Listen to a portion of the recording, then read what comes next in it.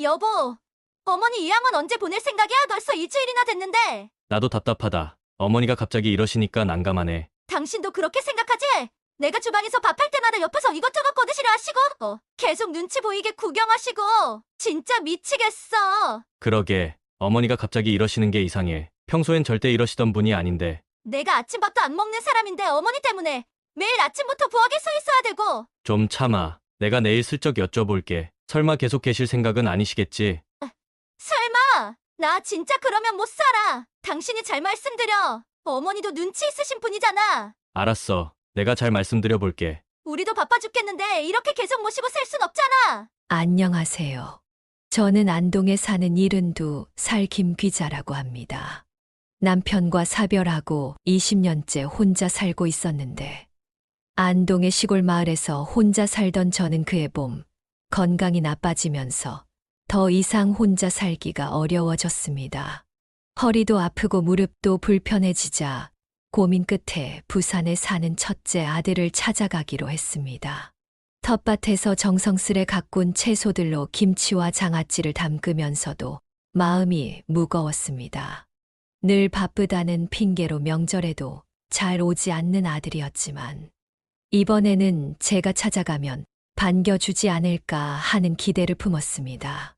어머니, 갑자기 오신다고 하셔서 놀랐어요. 몸이 많이 불편하신가 봐요. 전화기 너머로 들리는 며느리의 목소리에는 걱정보다는 부담스러움이 묻어났습니다. 짐을 꾸리면서도 가슴 한켠이 먹먹했습니다. 평생을 모아온 약봉지들, 아들 내외가 좋아할 만한 반찬들을 정성스레 챙기면서도 발걸음이 무거웠습니다. 기차를 타고 부산으로 향하는 내내 첫째 아이 어릴 적 모습이 떠올랐습니다. 부산역에 도착했지만 바쁘다는 이유로 아들의 마중은 없었습니다. 낯선 도시에서 택시를 타고 아들 집을 찾아가는 동안 마음이 점점 더 무거워졌습니다. 현관문을 열고 들어서자 며느리의 굳은 표정이 저를 맞이했습니다. 어머니, 오셨어요? 며느리의 목소리에는 반가움이라고는 찾아볼 수 없었습니다. 그날 밤, 방 안에 누워서도 잠이 오지 않았고 새벽녘이 되어서야 잠이 들었습니다. 이튿날 아침이었습니다. 온 몸이 쑤시고 아팠지만 아들 내외 눈치가 보여 아프다는 말도 못 꺼냈습니다. 아들은 아침 일찍 출근했고 며느리는 부엌에서 설거지를 하고 있었습니다. 그때 제 휴대폰으로 문자가 왔습니다. 어머니, 저 첫째예요. 어제 피곤하셨을 텐데 좀 쉬세요. 저녁에 뵐게요. 문자를 읽는데 눈물이 났습니다. 직접 얼굴 보고 말 한마디 못하는 아들이 문자로는 이렇게 다정한 척하는 게 더 서글펐습니다. 어머니, 전 마트 다녀올게요. 며느리가 현관문을 나서며 던진 말에 저는 그저 그래. 라고 답할 수밖에 없었습니다. 집에 혼자 남자 처음으로 아들의 집을 둘러보았습니다. 책장에는 제가 모르는 아들의 인생이 가득했습니다. 승진 기념패, 해외여행 사진들, 명절에도 내려오지 못할 만큼 바빴다던 아들의 생활이 고스란히 담겨 있었죠. 점심때가 되어 며느리가 돌아왔습니다. 제가 준비해간 반찬을 꺼내려 하자 며느리가 말했습니다. 어머니, 저희는 입맛이 까다로워서 제가 알아서 할게요. 제가 정성스레 준비한 반찬들은 그대로 냉장고 구석에 처박혔습니다. 오후가 되자 허리가 더욱 아파왔습니다. 아들 내외가 마련해준 방의 이불이 너무 얇았기 때문이었죠. 며느리에게 말을 꺼내보았습니다. 이불이 좀 얇은 것 같아서 그러는데. 아, 저희 집에 여분 이불이 없어서요. 죄송해요. 분명 안방 장롱에는 이불이 가득한 걸 아침에 보았는데 며느리의 말에 더는 아무 말도 할 수 없었습니다. 저녁이 되어 아들이 돌아왔습니다. 피곤해 보이는 아들의 얼굴을 보니 마음이 아팠습니다. 하지만 아들은 제 얼굴도 제대로 보지 않고 방으로 들어가 버렸습니다. 어머니, 저희는 따로 먹을게요. 어머니는 편하실 때 드세요. 며느리의 말에 저는 그저 방으로 들어올 수밖에 없었습니다. 그렇게 며칠이 지났습니다. 아들 내외의 차가운 태도는 나아질 기미가 보이지 않았고, 오히려 점점 더 심해졌습니다. 아침마다 마주치는 며느리의 표정은 더욱 굳어졌고, 퇴근 후 아들과 나누는 대화는 식사하셨어요? 라는 형식적인 인사뿐이었습니다. 방 안에서 혼자 밥을 먹으며 생각했습니다. 내가 이곳에 와서 무엇을 기대했던 걸까? 어쩌면 나는 처음부터 이곳에 있어서는 안 되는 사람이었는지도 모릅니다. 창밖으로 보이는 도시의 풍경이 낯설게만 느껴졌습니다. 안동에서의 삶이 그리워졌습니다. 비록 몸은 불편했지만 그래도 거기서는 내 집이고 내 방이었는데 여기서는 매 순간이 어색하고 불편하기만 했습니다. 밤이 되면 옆방에서 들려오는 아들 내외의 웃음소리가 저를 더욱 외롭게 만들었습니다. 그들의 대화에 저는 포함되지 않았고 그저 불편한 손님일 뿐이었습니다. 여보, 내일은 우리끼리 외식하러 갈까? 그래, 좋지. 어머니께는 뭐라고 할까? 그냥 약속 있다고 하면 되지? 어차피 어머니도 불편하실 텐데. 이런 대화들이 매일 밤 제 귀에 들려왔습니다. 그들의 대화 속에서 저는 점점 더 멀어져 갔고, 제 존재는 그저 불편한 짐처럼 여겨졌습니다. 아침이 되자 방 안에서 혼자 눈을 떴습니다. 밤새 허리가 아파 잠을 설쳤지만 아들 내외의 눈치가 보여 아프다는 말도 못 꺼냈습니다. 혹시라도 귀찮은 존재로 여겨질까봐 걱정되었기 때문입니다. 식사 시간이 다가왔습니다. 식탁에 앉은 우리 셋은 마치 남처럼 어색했습니다. 밥을 먹는 내내 숟가락 부딪히는 소리만 들렸고 아무도 말을 하지 않았습니다. 맛있게 드세요. 형식적인 인사만 건넨 제 며느리는 고개를 숙이고 밥을 먹었습니다. 아들은 휴대폰만 들여다보며 밥을 먹었고 며느리는 제가 밥을 먹는 모습을 힐끗거리며 불편한 기색을 내비쳤습니다. 평소 같았으면 맛있게 먹으라며 반찬을 더 떠주고 싶었지만 그런 행동조차 조심스러워졌습니다. 어머니, 저희는 바빠서 먼저 일어나 볼게요. 식사가 채 끝나기도 전에 아들 내외는 자리에서 일어났습니다. 혼자 남은 식탁에서 반찬들을 바라보았습니다. 제가 정성스레 만들어 온 장아찌와 김치는 식탁 위에 올라오지도 못했고 며느리가 사온 반찬들만 덩그러니 놓여 있었습니다. 저녁 식사도 마찬가지였습니다. 아들은 퇴근이 늦다며 먼저 먹으라 했고 며느리는 다이어트라며 간단히 먹겠다고 했습니다. 결국 저는 또다시 혼자 밥을 먹어야 했습니다. 식탁에 앉아 있으면 어린 시절 아들과 함께했던 식사 시간이 떠올랐습니다. 아들이 어렸을 때는 얼마나 밝고 따뜻했었는지. 하지만 지금은 그 모든 것이 추억으로만 남아 있었습니다. 어머니, 저희는 보통 이렇게 각자 알아서 식사해요. 어머니도 편하실 때 드세요. 며느리의 말에는 배려보다는 귀찮음이 묻어났습니다. 밤이 되어 방에 누워 있으면 허리 통증보다 더 아픈 것은 마음이었습니다. 내 아들의 집에서 이렇게 불편한 손님이 되어 있다는 사실이 견디기 힘들었습니다. 여보, 어머니 식사하실 때 너무 조용해서 불편해. 날이 갈수록 몸이 더 아파왔지만 아들 내외에게 말하기가 망설여졌습니다. 아침마다 허리를 붙잡고 일어나는 제 모습을 보고도 아무도 걱정해 주지 않았기 때문입니다. 어머니, 어디 편찮으세요? 며느리의 형식적인 물음에 저는 그저 웃으며 아니야. 라고 답할 수밖에 없었습니다. 그날도 평소와 다름없이 혼자 방에 있었습니다. 밤 10시가 넘은 시간, 거실에서 들려오는 아들 내외의 이야기 소리에 귀가 쏠렸습니다. 여보, 어머니 요즘 많이 불편해 보이시는데 어떡하지? 요양원 알아보는 게 좋을 것 같아. 순간 온몸이 얼어붙는 것 같았습니다. 내 귀를 의심하고 싶었지만 대화는 계속 이어졌습니다. 내가 요즘 몇 군데 알아봤는데 경북에 있는 실버타운이 시설이 좋대. 근데 비용이 많이 들어서 말인데, 어머니, 땅 있잖아. 그거 처분하면 충분할 것 같아. 가슴이 무너져 내렸습니다. 남편이 물려준 그 땅은 제가 평생 지켜온 소중한 재산이었습니다. 그리고 언제까는 아들에게 물려주려 했던 것인데 어머니가 동의하실까? 설득하면 되지. 어차피 혼자 계시기 힘드신 거 아시잖아. 그래도 좀 그렇지 않아? 당신도 봤잖아. 우리 생활에 방해되는 거. 방해. 그 한마디가 제 가슴을 파고들었습니다. 내가 이제 내 자식에게 방해가 되는 존재가 되었다니. 새벽이 되어서야 잠이 들었는데 아침 일찍 다시 그들의 대화가 들렸습니다. 오늘 저녁에 어머니랑 얘기해볼까? 그래. 근데 너무 서두르진 마. 천천히 설득하자. 아침 식사 자리에서 아들과 며느리는 평소와 다름없이 행동했습니다. 마치 어젯밤 그런 대화를 나누지 않았던 것처럼 식사를 마치고 방으로 돌아와 혼자 울었습니다. 어릴 적 아들이 아플 때면 밤새 간호하던 기억, 대학 등록금을 마련하려 장사하던 날들. 그 모든 것이 주마등처럼 스쳐 지나갔습니다. 엄마, 나중에 크면 효도할게.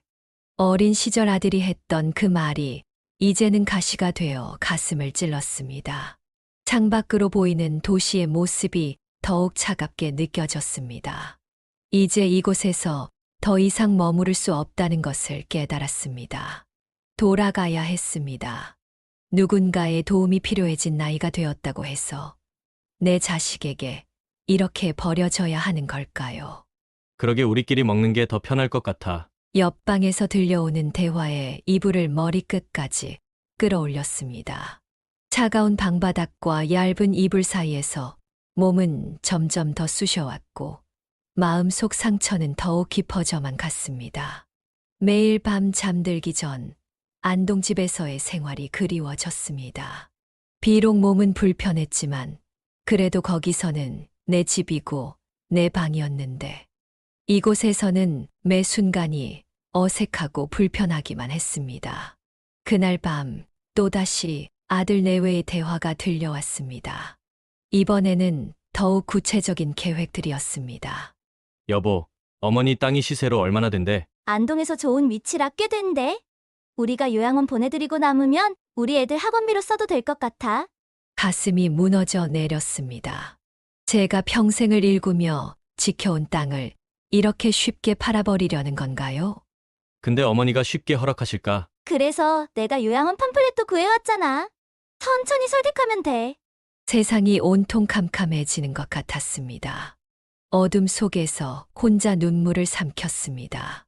나도 처음엔 마음이 걸렸는데 어차피 어머니도 혼자 계시기 힘드시잖아. 그래, 요양원이 어머니한테도 좋을 거야. 전문가들이 계시니까. 자식들의 차가운 계산이 계속되었습니다. 그들의 대화 속에는 제 인생이나 마음 같은 건 없었습니다. 땅 처분하면 우리도 좀 여유로워질 것 같아. 맞아, 애들 과외도 시켜야 하고.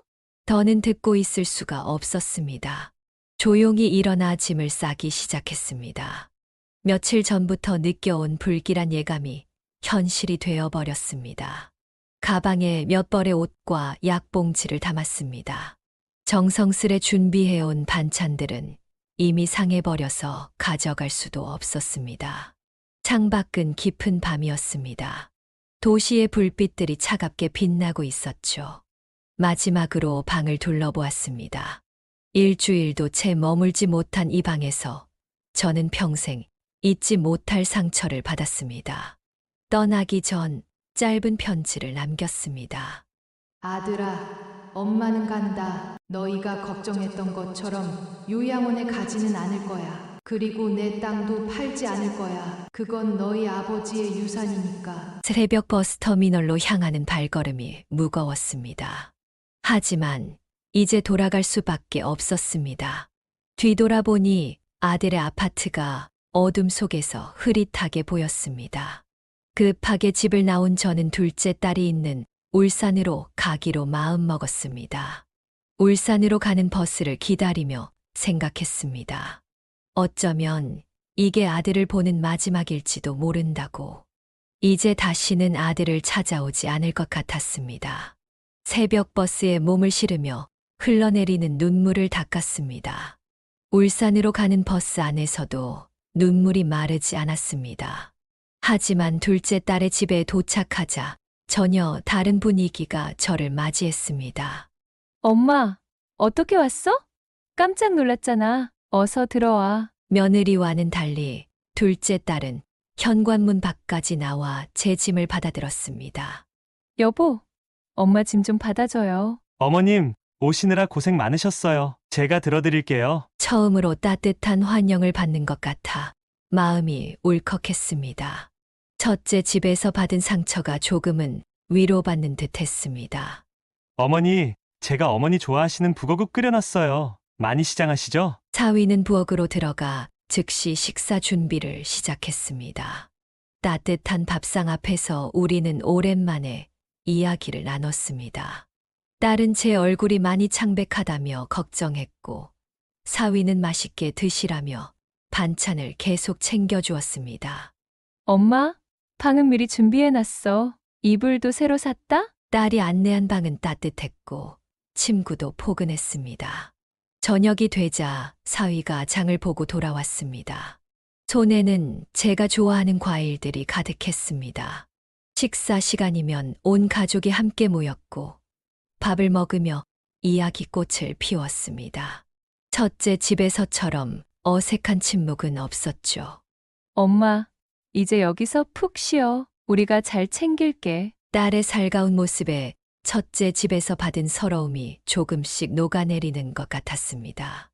방 안에 놓인 포근한 이불을 보며 이제는 편히 쉴 수 있겠다는 생각이 들었습니다. 사위도 제게 한없이 다정했습니다. 식사할 때마다 반찬을 챙겨주고 불편한 것은 없는지 살피며 정성을 다했습니다. 첫째 아들 집에서의 냉대가 거짓말처럼 느껴질 만큼 이곳에서의 하루하루는 따뜻했습니다.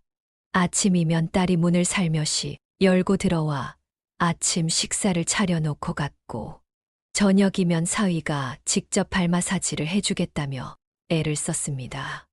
그들의 정성 어린 보살핌에 제 마음도 조금씩 안정을 찾아갔습니다. 잠자리에 들며 생각했습니다. 여기서는 적어도 내가 환영받는 존재구나. 첫째 집에서의 아픈 기억이 조금은 옅어지는 것 같았습니다. 하지만 너무 일찍 안도했던 걸까요? 이 따뜻한 환대 뒤에 숨겨진 또 다른 계획이 있다는 것을 그때는 미처 알지 못했습니다. 제가 받은 따뜻한 환대가 진심이 아니었다는 것을 곧 알게 될 줄은 꿈에도 몰랐습니다. 일주일째 되는 날이었습니다. 딸과 사위가 둘 다 출근한 후 방 청소를 하다가 우연히 딸의 서랍장을 열게 되었습니다. 그리고 그곳에서 요양원 브로슈어들을 발견했습니다. 실버타운의 행복한 노후, 편안한 요양 생활, 프리미엄 실버케어, 여러 요양원의 안내 책자들이 가지런히 정리되어 있었습니다. 책자들 사이에는 메모가 끼워져 있었고, 거기에는 비용과 입소 조건들이 꼼꼼히 적혀 있었습니다. 손이 떨려왔습니다. 첫째 집에서 겪었던 악몽이 다시 떠올랐습니다. 결국 여기서도 저를 요양원으로 보내려는 건가요? 브로슈어를 하나하나 펼쳐보았습니다.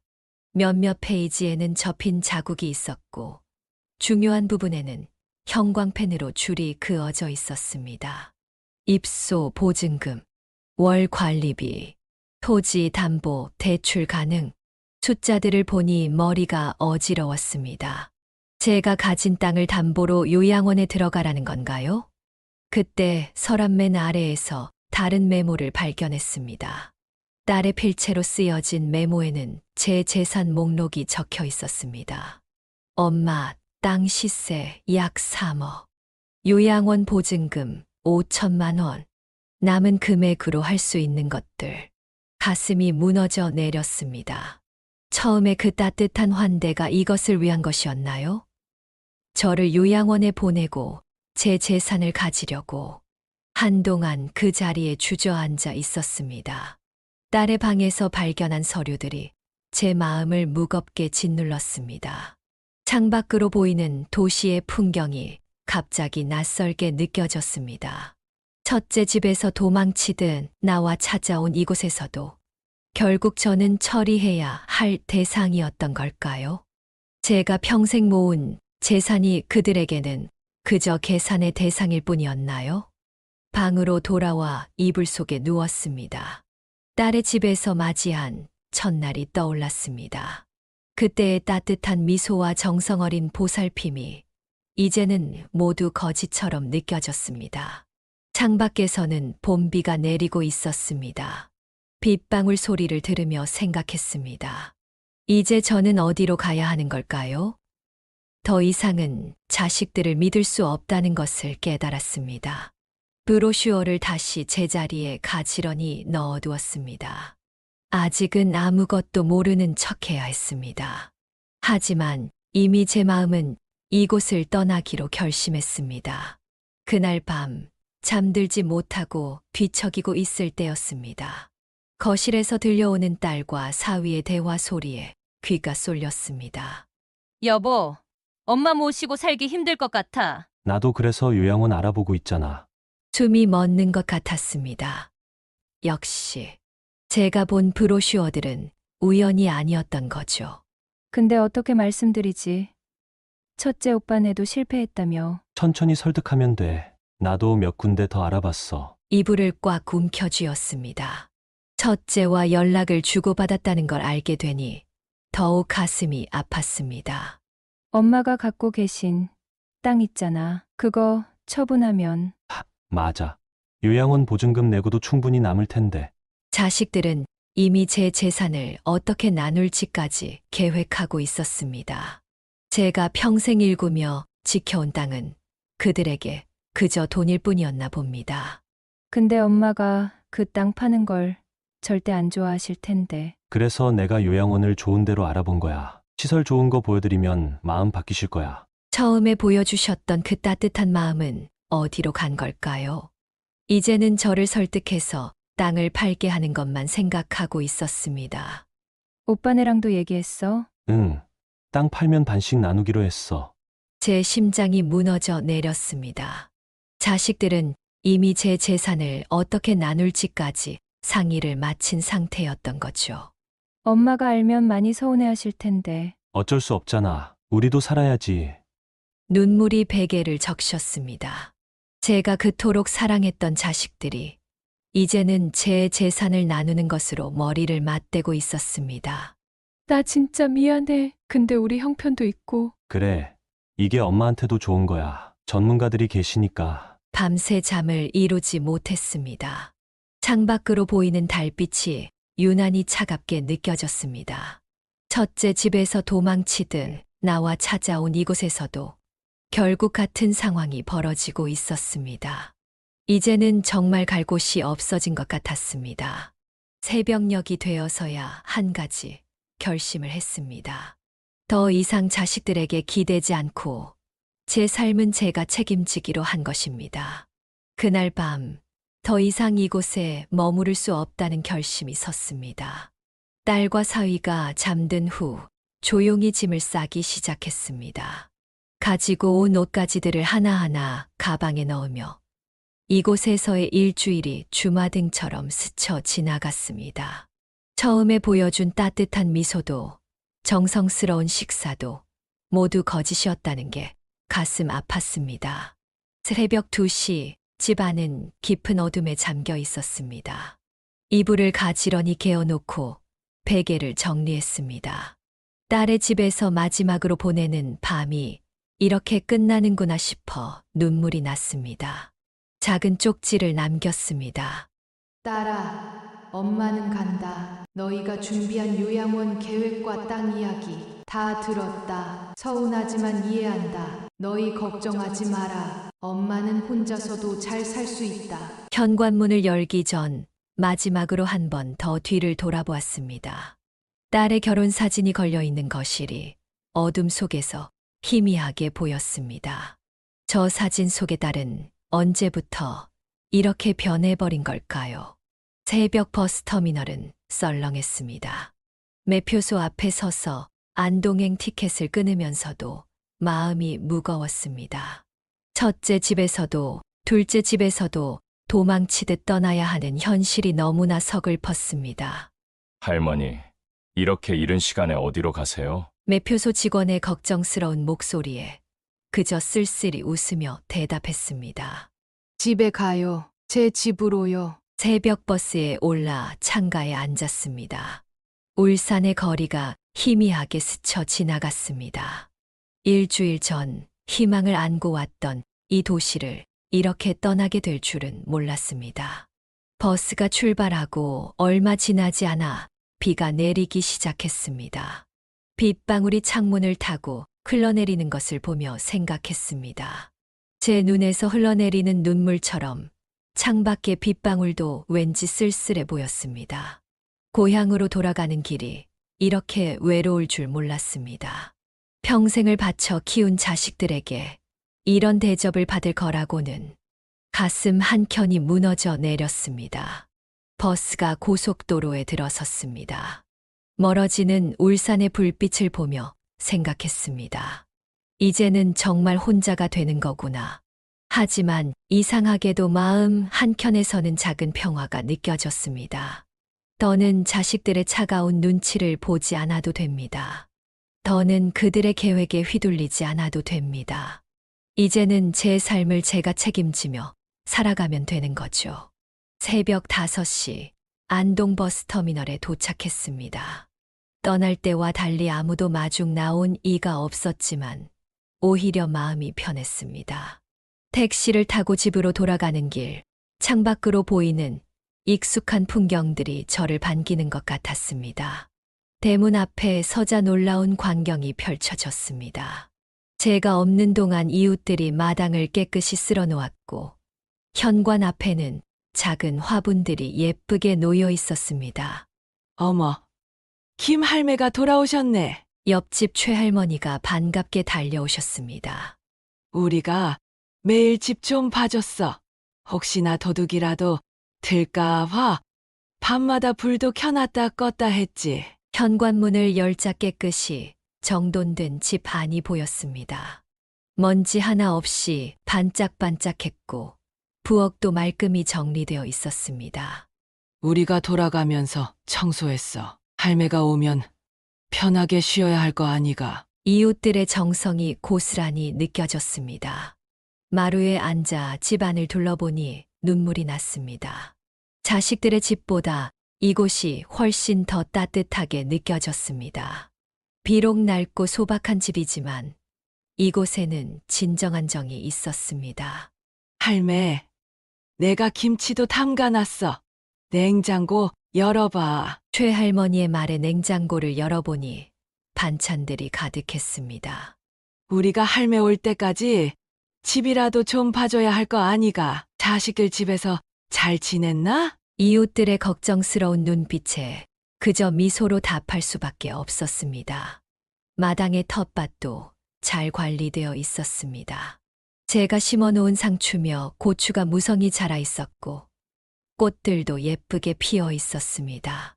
할매, 저녁에 우리 집에서 밥 먹어요. 내가 할매 좋아하는 된장찌개 끓여줄게. 옆집 순자 씨의 따뜻한 마음이 가슴 깊이 스며들었습니다. 자식들에게 받은 상처가 이웃들의 따뜻한 마음으로 조금씩 아물어가는 것 같았습니다. 시골 마을의 정이 이렇게 소중할 줄 몰랐습니다. 방 안에 짐을 풀면서 생각했습니다. 이제 다시 시작하면 되는 거예요. 혼자지만 외롭지 않게 이웃들과 함께 살아가면 되는 거죠. 비록 자식들에게는 버림받았지만 이곳에는 저를 진심으로 걱정해주는 이웃들이 있다는 사실이 큰 위로가 되었습니다. 때로는 피부치보다 이웃이 더 가족 같을 수 있다는 걸 이제야 깨달았습니다. 혼자 지내는 것이 쉽지는 않았습니다. 허리도 아프고 무릎도 불편해서 집안일을 하는 것도 힘들었죠. 이웃들이 많이 도와주셨지만 저도 그분들께 계속 폐를 끼칠 수는 없었습니다. 할매, 요새 도우미 구하기가 쉽대요. 한번 알아보시는 게 어때요? 최할머니의 말씀에 용기를 내어 도우미를 구하기로 결심했습니다. 복지관을 통해 소개받은 도우미는 생각보다 더 좋은 분이었습니다. 베트남에서 온 흐엉 씨는 항상 밝은 미소로 저를 대해 주었죠. 어머니, 제가 밥 차려드릴게요. 약은 드셨어요? 흐엉 씨의 서툰 한국말이 오히려 더 정겹게 들렸습니다.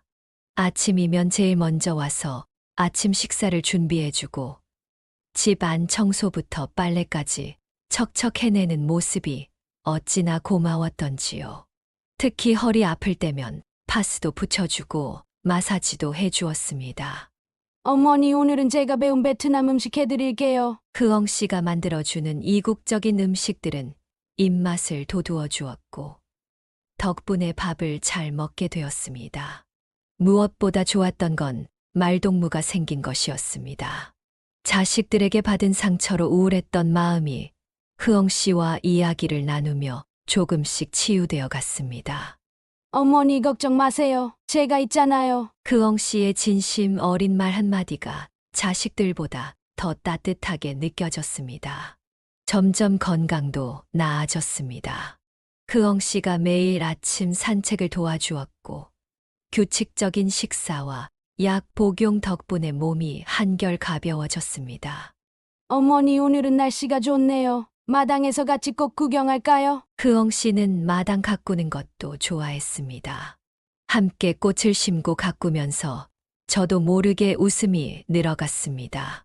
저녁이면 흐엉 씨가 만들어주는 따뜻한 차를 마시며 이야기를 나눴습니다. 그녀의 고향 이야기, 한국에 오게 된 사연, 그리고 미래의 꿈들. 그 이야기를 들으며 저도 새로운 희망을 품게 되었습니다. 어머니, 내일은 제가 일찍 와서 미용실도 모시고 갈게요. 흐엉 씨 덕분에 오랜만에 미용실도 가고 시장도 다니면서 활기를 되찾았습니다. 자식들에게 받은 깊은 상처가 아직 완전히 아물지는 않았지만 흐엉 씨의 헌신적인 돌봄 덕분에 하루하루가 따뜻해졌습니다. 피는 나누지 않았지만 오히려 자식보다 더 진심 어린 정을 느낄 수 있었습니다. 어느 날 저녁 흐엉 씨가 차를 내리며 조심스럽게 이야기를 꺼냈습니다. 베트남에 있는 동생이 많이 아프다는 거였죠.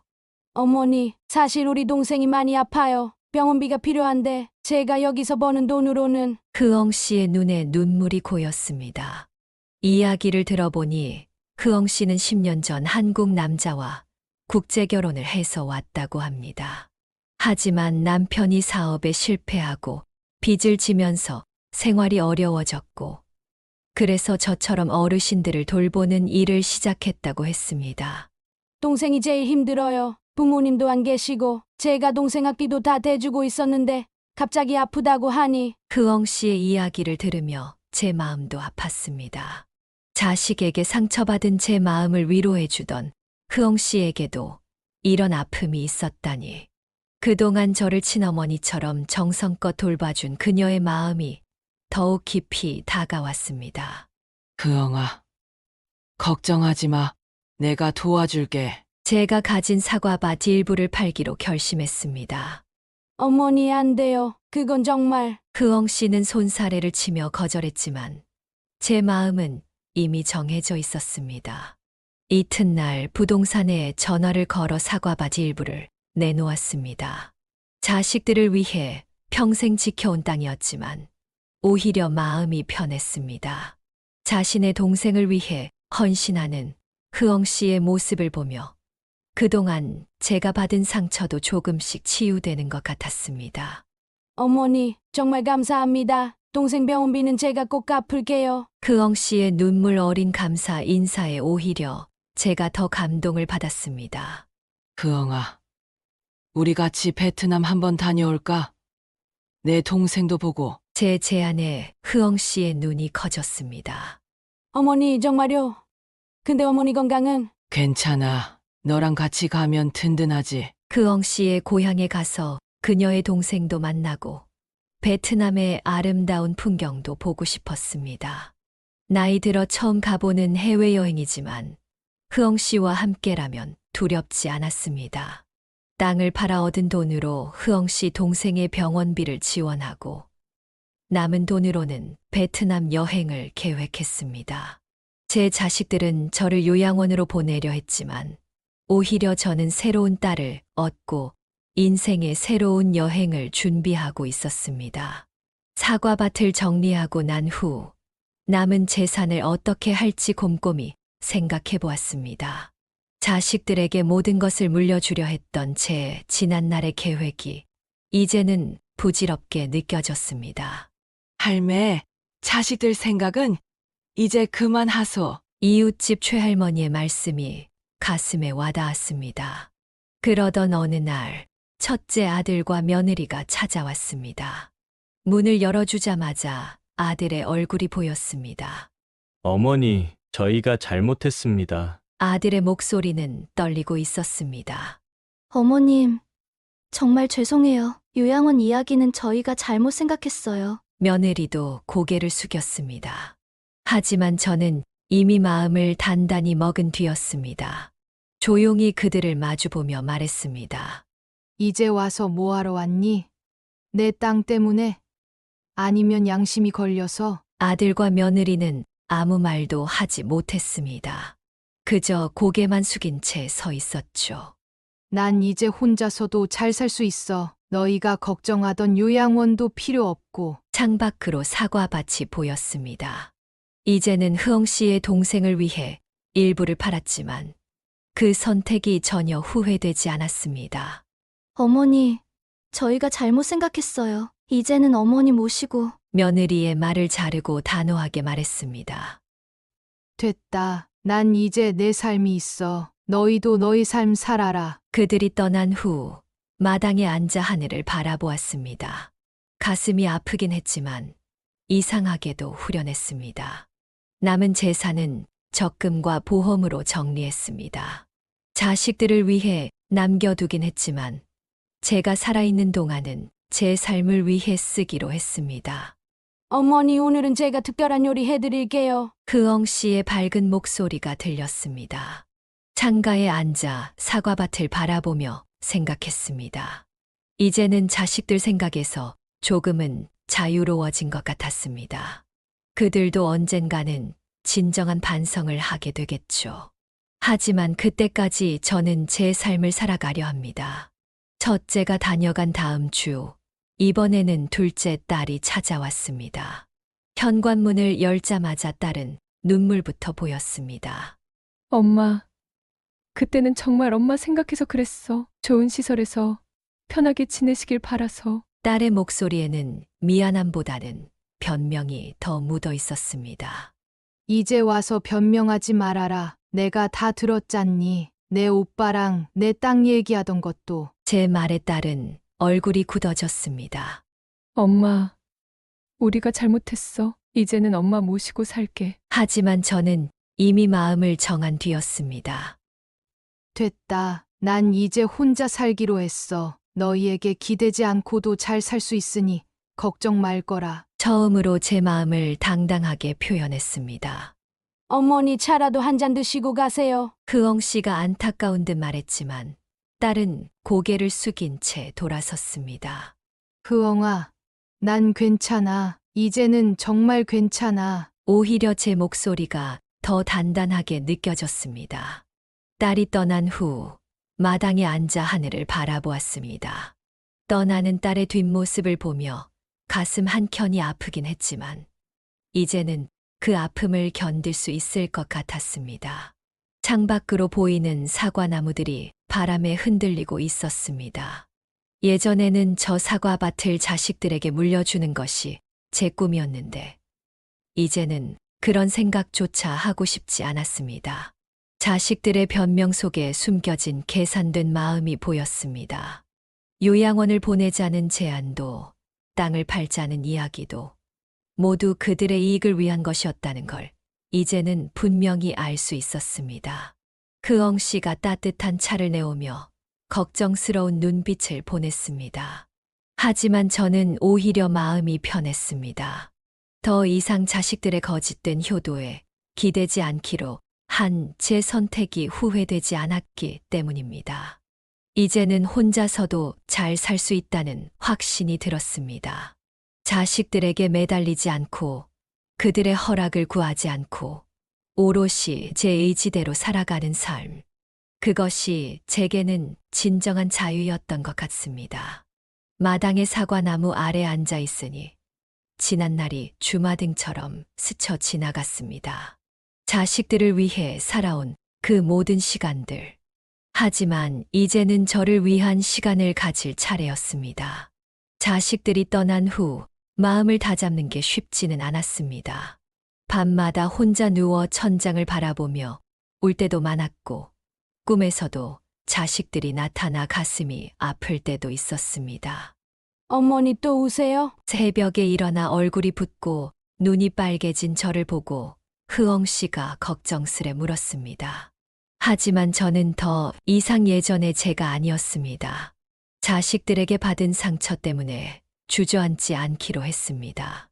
오히려 그 아픔을 발판 삼아 더 단단해지기로 마음먹었죠. 다시 사과 농사를 시작했습니다. 허리가 아프고 다리가 불편해도 하루하루 사과나무를 돌보는 일이 제게는 치유가 되었습니다. 어머니 제가 도와드릴게요. 흐엉 씨가 함께 사과밭을 가꾸어 주었습니다. 봄이 오자 사과나무에 하얀 꽃이 피었습니다. 꽃이 피 바람에 날리는 모습을 보며 생각했습니다. 제 마음의 상처도 저 꽃잎처럼 언젠가는 바람에 날려 사라질 거라고. 사과나무를 가꾸면서 깨달았습니다. 나무도 때로는 상처받고 아프지만 그 상처를 이겨내고 더 튼튼하게 자란다는 것을. 저도 그렇게 되기로 했습니다. 할매, 사과나무가 올해는 더 튼튼해 보이네. 이웃들도 제가 달라진 것을 느끼는 듯 했습니다. 예전에는 자식들 생각에 마음이 약해질 때마다 일을 손에서 놓곤 했는데 이제는 달랐습니다. 오히려 더 열심히 일했고 그럴수록 마음도 단단해졌습니다. 어머니 내일은 비가 온대요. 오늘 미리 사과밭 정리해둘까요? 흐엉 씨의 말에 고개를 저었습니다. 아니야. 비가 와도 괜찮아. 사과나무도 비를 맞으며 자라는 거야. 이제는 힘든 일도 피하지 않게 되었습니다. 비가 오나 바람이 부나 제 할 일은 제가 하면서 살아가는 법을 배웠습니다. 마당 한켠의 작은 텃밭도 일구었습니다. 상추며 고추, 방울토마토도 심었죠. 매일 아침 텃밭에 나가 일하다 보면 자식들 생각에 아팠던 마음도 조금씩 녹아내렸습니다. 어머니 토마토가 빨갛게 익었네요. 흐엉 씨와 함께 첫 수확을 하면서 작은 행복을 느꼈습니다. 자식들에게 받은 상처는 쉽게 아물지 않겠지만 이제는 그 상처 때문에 주저앉지 않을 자신이 생겼습니다. 오히려 그 아픔이 저를 더 강하게 만들어 주었으니까요. 사과밭 절반을 팔기로 결정했습니다. 흐엉 씨의 동생 치료비를 주고 나머지는 제 생활비로 쓰기로 했죠. 평생을 일구어 온 땅이라 쉽지 않은 결정이었지만 마음은 오히려 홀가워졌습니다. 어머니 정말 괜찮으세요? 흐엉 씨가 걱정스레 물었습니다.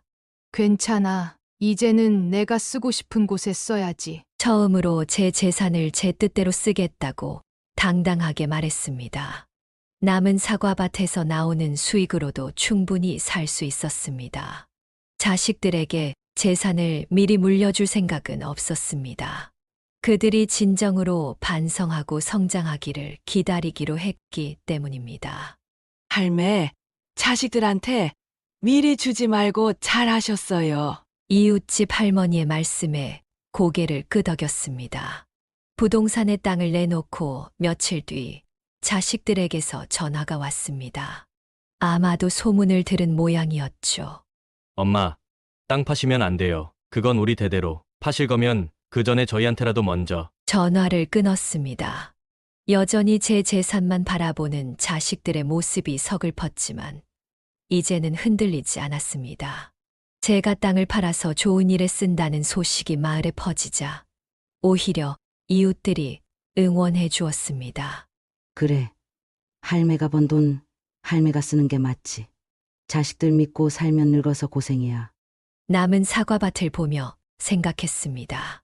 언젠가 자식들이 진정한 반성을 하고 찾아온다면 그때는 이 땅을 물려줄 수도 있겠죠. 하지만 그것은 그들의 마음가짐에 달려있는 일이었습니다. 어머니, 오늘은 사과를 좀 따서 이웃들과 나눠 먹어요. 크엉 씨의 제안에 기쁘게 고개를 끄덕였습니다. 이제는 제가 가진 것들을 더 의미 있게 쓰고 싶었습니다.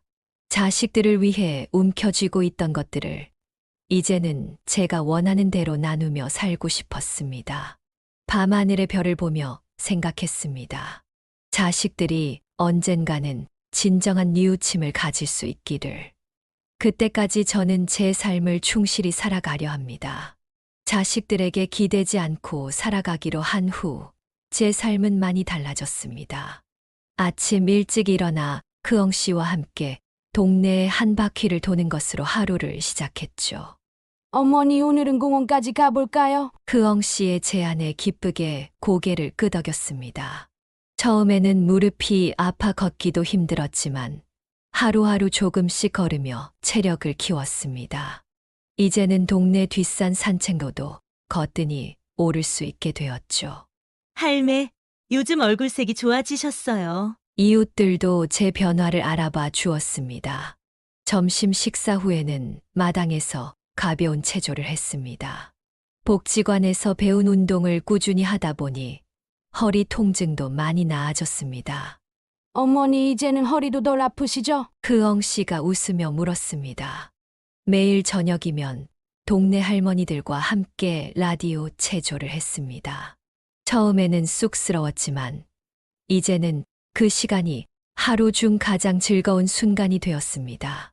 김할매, 우리 내일도 같이 운동하자. 이웃들과 함께하는 시간이 늘어날수록 외로움도 줄어들었습니다. 약 먹는 시간도 철저히 지켰습니다. 예전에는 자식 걱정에 약도 제때 챙겨 먹지 못했는데 이제는 제 건강이 제일 중요하다는 걸 알았기 때문입니다. 크엉 씨가 달력에 약 먹는 시간을 표시해두고 꼼꼼히 챙겨주었습니다. 덕분에 혈압도 안정되고 당뇨 수치도 많이 좋아졌죠. 어머니, 이번 달 검진에서 당 수치가 많이 좋아지셨대요. 병원에서 들은 의사 선생님의 칭찬이 뿌듯했습니다. 저녁에는 따뜻한 물로 족욕을 하며 하루를 마무리했습니다. 발을 담그고 있으면 온몸이 따뜻해지면서 마음까지 편안해졌습니다. 어머니, 오늘도 수고 많으셨어요. 크엉 씨가 발을 닦아주며 말했습니다. 잠들기 전에는 꼭 일기를 썼습니다. 하루 동안 있었던 일들, 느낀 점들을 적다 보면 자식 생각에 흔들리던 마음도 차분해졌습니다. 이렇게 규칙적인 생활을 하다 보니 몸도 마음도 건강해지는 게 느껴졌습니다. 자식들에게 의지하지 않고도 얼마든지 행복하게 살 수 있다는 확신이 들었죠. 크엉 씨의 헌신적인 돌봄 덕분에 제 일상은 더욱 풍요로워졌습니다. 아침이면 따뜻한 미소로 하루를 시작해 주었고, 저녁이면 편안한 대화로 하루를 마무리해 주었죠. 어머니, 오늘은 날씨가 좋네요. 마당에서 차 한잔 할까요? 크엉 씨는 항상 제 기분을 살피며 말을 건넸습니다. 베트남에서 직접 가져온 차를 마시며 나누는 대화는 하루 중 가장 행복한 시간이었습니다. 자식들과는 나누지 못했던 깊은 이야기를 크엉 씨와는 편하게 나눌 수 있었죠. 그러던 어느 날 문득 깨달았습니다. 누구도 나를 위해 살아주지 않는다는 것을.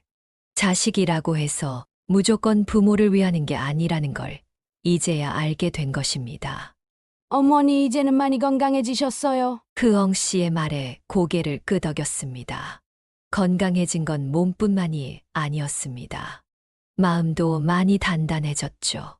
자식들에게 의지하려 했던 예전의 제 모습이 오히려 부끄럽게 느껴졌습니다. 할매, 요즘 얼굴에 빛이 나요. 이웃들도 제 변화를 알아봐 주었습니다. 크엉 씨는 제게 단순한 도우미가 아니었습니다. 딸보다 더 딸 같은 존재였죠. 피는 나누지 않았지만 마음으로 이어진 진정한 가족이었습니다. 어머니, 제가 있잖아요. 걱정하지 마세요. 흐엉 씨의 따뜻한 말 한마디가 자식들의 마디 말보다 위로가 되었습니다. 이제는 알게 되었습니다.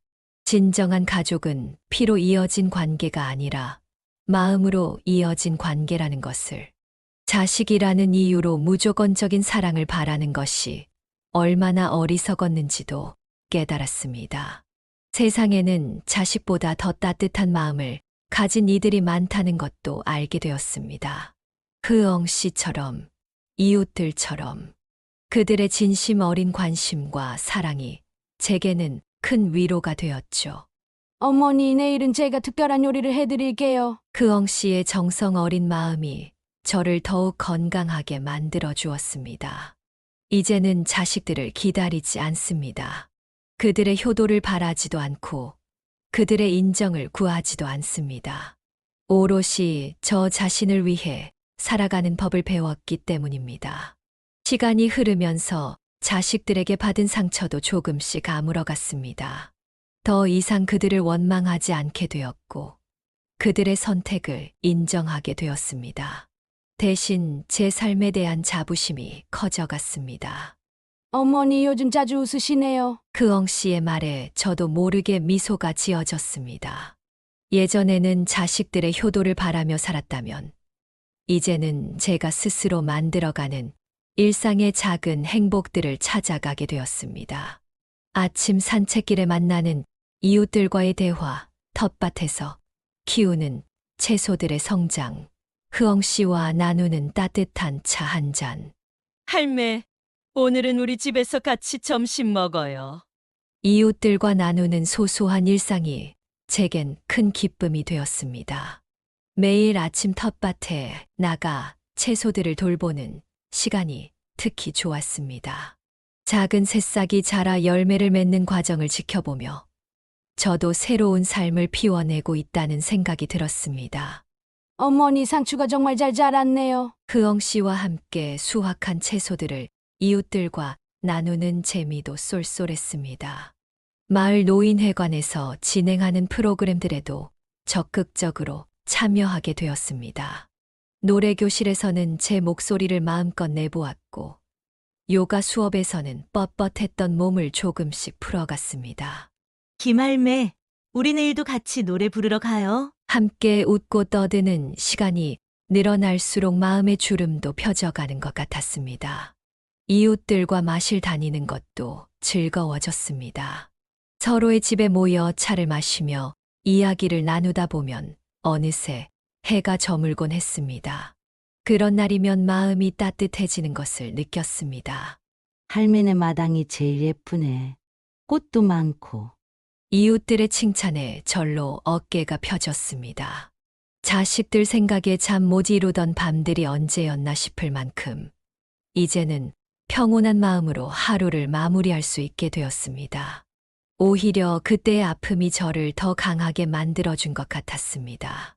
저녁이면 마당에 앉아 별들을 바라보는 게 일과가 되었습니다. 작은 행복들을 헤아리다 보면 가슴이 따뜻해졌고 내일에 대한 기대로 설레기도 했습니다. 어머니, 내일은 장에 같이 가요. 저녁에는 제가 특별한 요리 해드릴게요. 흐엉 씨의 말에 절로 미소가 지어졌습니다. 이제는 자식들의 인정이나 사랑을 갈구하지 않아도 됩니다.